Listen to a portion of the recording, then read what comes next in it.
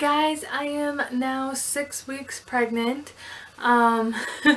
It seems like a big number only because I found out at 3 weeks. But 6 weeks is still so early. This is like about the time a lot of people are just finding out. My sister-in-law was teasing me then Sunday. She goes, 6 weeks? I didn't even know I was pregnant until 10 weeks. Your pregnancy is going to take forever. I don't mind that I found out so early and this might take a long time. I have a feeling it's not. It's going to go really fast. I have a very busy fall planned.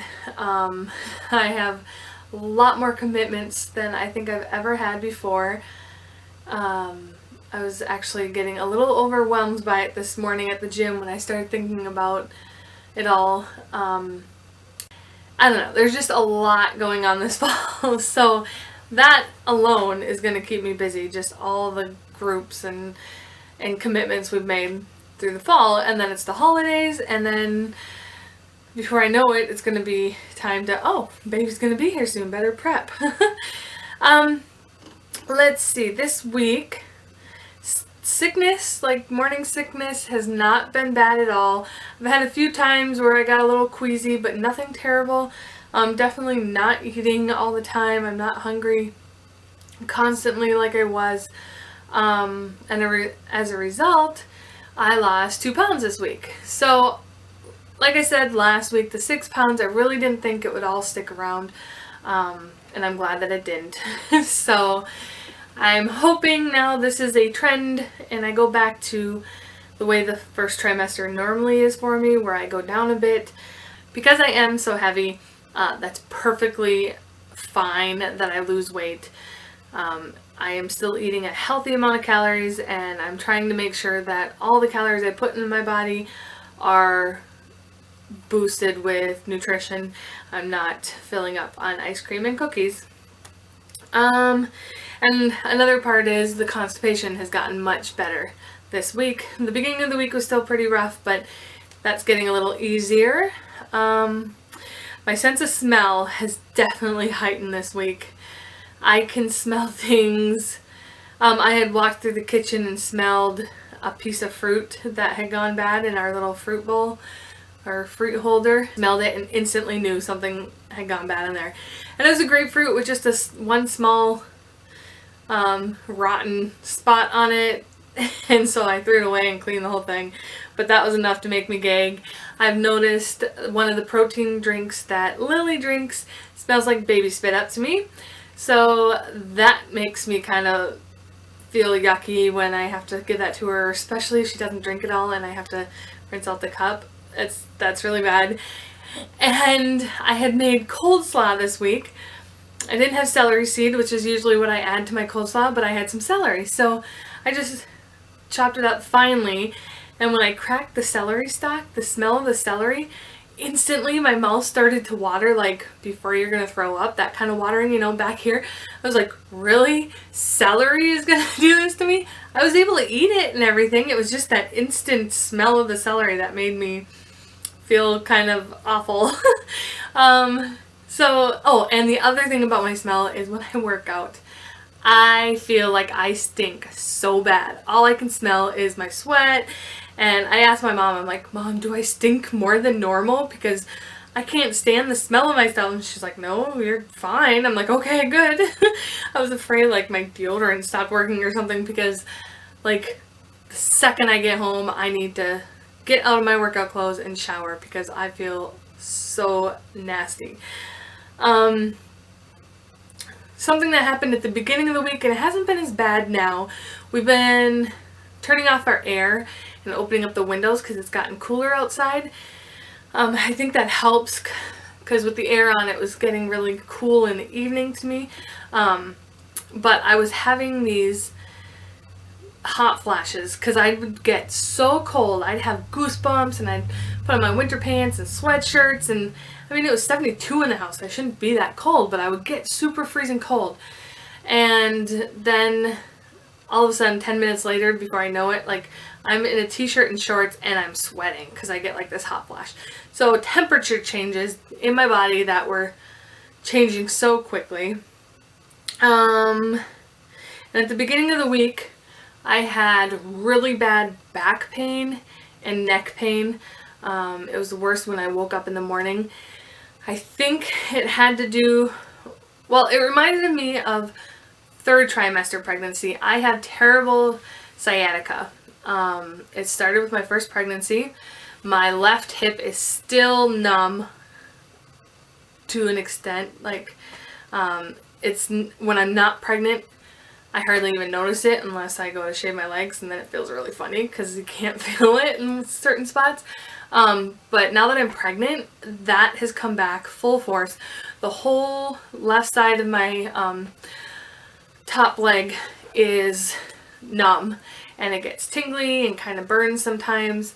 And that has already kicked in, the whole sciatica thing, like it did at the third trimester with my first two pregnancies. So that has to do with my lower back ache too, I think. It's all kind of together. I do not like that. It keeps me up. It's the only thing in pregnancy really that keeps me from sleeping is that back pain, because I can't get comfy. And it's not something I want to start with. But I find that the days that I work out at the gym, it's much easier to sleep that night. I have a lot less pain. So I want to start incorporating yoga into my Tuesday and Thursdays on the days that I'm not going to the gym, and hopefully on Saturdays too. Sundays are totally busy. I don't have enough hours on my Sunday already. But if I could do yoga 3 days a week just to keep moving and limber, hopefully that'll help the back throughout all this. And I've been moody. I've been really moody. I'm trying not to let it come out. I know I'm feeling it. I get really sad at things that sometimes they're ridiculous things. You know, you see a silly commercial and it makes you want to cry. Other things make me sad that are normal, but not normal for me, I guess. I've been missing my dad the last couple days, and I think that has to do with just the pregnancy. Emotions are bringing that pain of missing my dad to the surface a little more, because otherwise I don't really know why it would be hitting me right now. It's a roller coaster. When you lose a loved one, you have your good days and your bad days, but I really think that it has to do more with my pregnancy hormones throwing me off. And I'm getting angry. I'm getting so angry at silly little things the girls do or my husband does. And I tend to go the silent route with my husband because I know I'm being ridiculous. So I just try to keep quiet until I can get out of my funk. But hopefully that gets better soon. My poor husband. And this week, I am definitely tired. There's no denying it now. I am tired. I'm exhausted.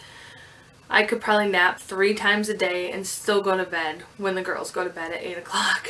I am so tired. I don't know how many times during the day, I need to do something with the girls or I need to do another load of laundry, and all I want to do is lay down and go to sleep, and I can't. So then all I want to do is cry because I'm so tired. I am definitely tired. Many nights this week, I was asleep before the girls. I would tell Jared at dinner time, okay, honey, I'm done. You're going to have to get the girls ready for bed. And he'd get them ready. I'd go in and get ready for my bed, and I'd lay down waiting for them to come in and give me a kiss before they go to sleep, and they wake me up when they come in to give me a kiss with the lights on and everything. So I've definitely been tired this week. So 6 weeks. It's exciting. If I were to go into the doctor right now, my baby has a heartbeat, and that's really exciting. This was a very the 5th week of pregnancy, and the 6th week is a really big one for developing all the different parts of the body and the organs and all that stuff. So no wonder I'm tired. This baby is busy in there making a lot of new things. I'm getting my workouts in still, and I like that I can still do that. I do find in the morning when I go to the gym, or when I get up and I do my bike at home, I don't have as much energy on the bike.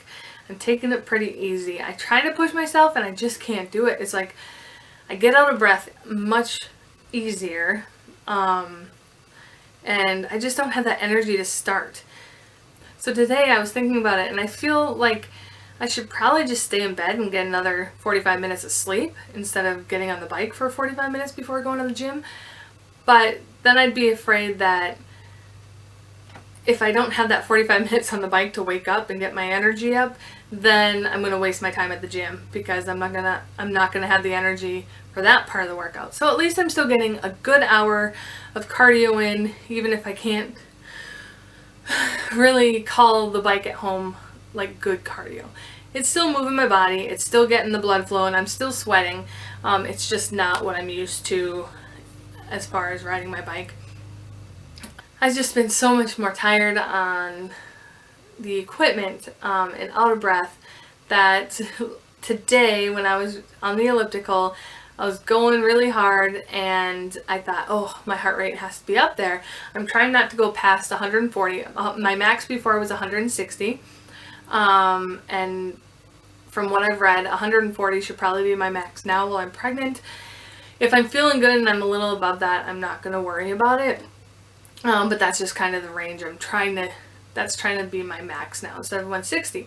I was really good. I used to be able to get on there, I'd work, and however I felt, however hard I was breathing or, pushing myself, I could usually call my heart rate pretty close. I'd be like, oh, I feel like I'm 150, and I'd check it and it's 152. I was super close. And so today I was on there and I was just huffing and puffing and going, and I was just sweating up the storm, and I thought, oh, I gotta be over this 140. I gotta be like 145, 150 right now. And I checked my heart rate and I was 131 or something, something really low, and I thought, what? I am so off. But it's just because I'm so much more out of breath. Just talking to you guys, I'm getting out of breath. So it's hard for me to gauge where my heart rate is right now. And I can't run on the track. I might try here in a couple weeks, but that got to be, I don't do it very often, and I was getting too bad of stomach cramps doing that. So I stopped doing that. I'm just sticking to the elliptical and the bike mostly. I will walk the track, just not jogging.